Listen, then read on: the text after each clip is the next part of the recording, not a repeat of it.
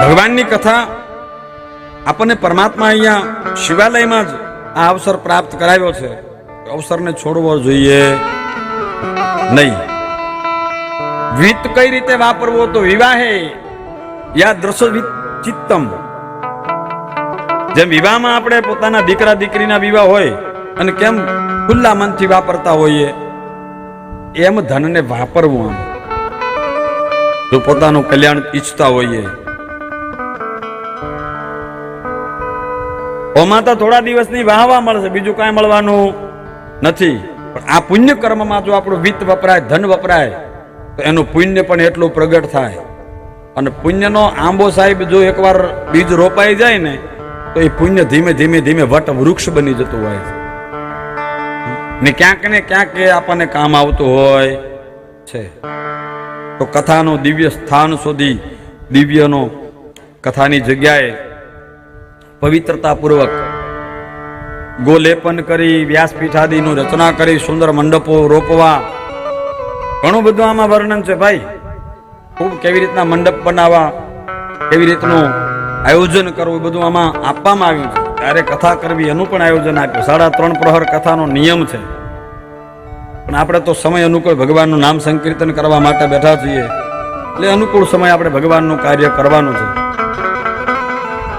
પણ ભવ્યતાપૂર્વક અને દિવ્યતાપૂર્વક મંડપ રોપણ કરવું આજે આપણે નથી જોઈ રહ્યા. લાખો રૂપિયા ખર્ચતા આવા દિવ્ય મંડપની રચનાઓ થવી બહુ મુશ્કેલ છે. અહીંયા જગદીશભાઈએ શિવ મંડપ પ્રેમથી, ભાવથી રોપ્યો છે સાહેબ. એના પ્રેમથી, નિઃશુલ્કમાં એ પાછું. આ બસ આ કથાનો મહિમા છે. એને કેટલું પુણ્ય મળવાનું છે વિચાર કરજો તમે. જો શિવ મહાપુરાણમાં કહ્યું છે, હું તમને 2 વાત સ્પષ્ટ કરી દઉં. અહીંયા જેટલા ભોજનના દાતાઓ છે, આપણે જેટલું પુણ્ય અહીંયા કથામાં બેઠા બેઠા કરશું ને, તો ભલે ભોજન દાતા અહીંયા કદાચ નથી આવ્યો, પણ એનું અડધું પુણ્ય એને મળી જાય છે. કેટલું? તમને એમ કે તો અમારે અડધું દેવું પડશે, અમે ભોજન કરી તમારું અડધું દેવું પડે, પણ તમારા પુણ્યમાં કઈ ઘટાડો થાય નહીં. પણ તમે જેટલું પુણ્ય કરો છો, એ તમારા પુણ્ય જેટલું અડધું પુણ્ય એને આપોઆપ મળી જાય. હું દ્રષ્ટાંત આપું તમને. અહીંયા આ મંડપની નીચે કથા બેસીને આપણે સાંભળીએ છીએ, તો છાંયો કોને આપ્યો આપણને? જગદીશભાઈએ. અહીંયા બેઠા બેઠા કથા સાંભળતા સાંભળતા જેટલું આપણને પુણ્ય મળશે ને, એ વ્યક્તિ કદાચ અહીંયા સાંભળે કે ન સાંભળે, એ વ્યક્તિ હાજર હોય કે ન હોય, પણ આપણામાંથી અડધું પુણ્ય આપોઆપ એના ખાતામાં જમા થઈ જાય. આપણું ઘટે એવું ન હોય. પાછું હું તમને કહું કઈ રીતે, હું તમને દ્રષ્ટાંત આપું. માનો કે એક દીવો ચાલુ છે, એક દીવો પ્રગટે છે, અને એ દીવામાંથી તમે બીજો દીવો પ્રગટ કરો. એક દીવો પ્રગટ હોય, એમાં તમે બીજો દીવો પ્રગટ કરો, તો જે પહેલો દીવો ચાલુ હોય એમાં અજવાળું ઓછું થઈ જાય? થાય? અજવાળું એનું ઓછું થાય? એમાં અજવાળું ઓછું ન થાય, પણ એ દીવામાંથી બીજી જ્યોત પ્રગટ થઈ અને બીજું પ્રકાશ પ્રગટ થઈ જાય. એમ આપણે જે પુણ્ય કરીએ ને, એ પુણ્યનું અજવાળું આપણું ઓછું ન થાય, પણ વ્યક્તિએ, દાતાએ દાન કર્યું હોય ને, તો આપણા જ્યોતમાંથી એની જ્યોતનું અજવાળું થઈ જાય, એનું પુણ્ય પ્રગટ થઈ જાય સાહેબ. આ મહિમા છે, શિવ મહાપુરાણમાં લખ્યું છે. હું નથી કે તમારા ઘરનું કાંઈ નથી આમાં પાછું. હું તો તમને શ્લોકબદ્ધ કહીશ બધું જે હોય. હા, પુરાવા વિનાની કોઈ વસ્તુની વાત ન કરી શકું. પુરાવો હોય તો જ કહી શકું. આનું પુણ્ય છે પ્રભુ, જમાડવાનું પુણ્ય છે.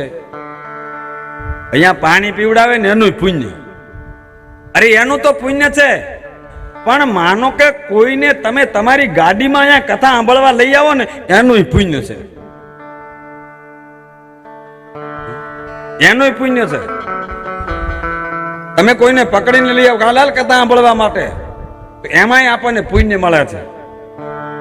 આ તો પુણ્યને પ્રગટ કરવા માટેનો અવસર આપણને પરમાત્માએ આપ્યો છે. એ અવસરને ચૂકવો જોઈએ નહીં.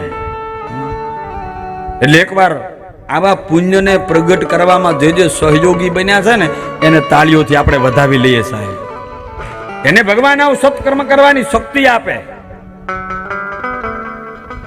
એને શક્તિ આપે એવી પરમાત્માને પ્રાર્થના કરીએ. કથા સાંભળવી કઈ રીતે? સત્યમ શોચમ દયામાં મૌનમ આર્જમ વિનિયમ તથા